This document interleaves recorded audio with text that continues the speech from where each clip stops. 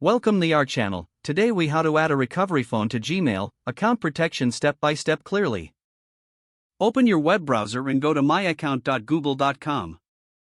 If you are not signed in, enter your Gmail address and password to log in. On the left side, click Security. Scroll down to the section called How You Sign In to Google. Find the option named Recovery Phone and click it. Google may ask you to verify your identity again for security. Re-enter your password if prompted, then continue. Click Add Recovery Phone if you have not added one before. If you already have a number, click the pencil or edit option to update it. Select your country code from the list so the number format is correct.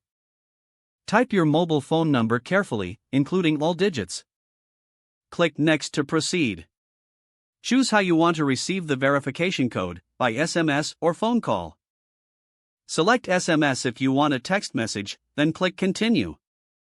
Wait a few seconds for the verification code to arrive on your phone. Open the message on your phone and note the 6-digit code. Return to the Google page and enter the code in the verification box.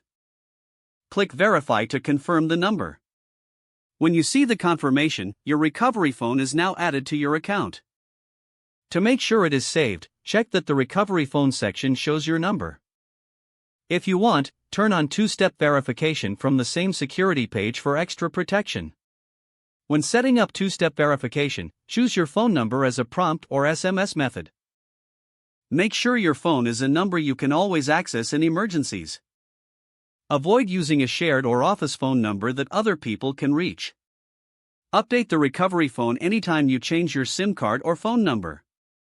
For backup, also add a recovery email in the same security area. Sign out of shared devices after finishing to keep your account safe. You have successfully improved your Gmail account protection by adding a recovery phone. Don't forget to like this video and subscribe to our channel for more step-by-step tech guides.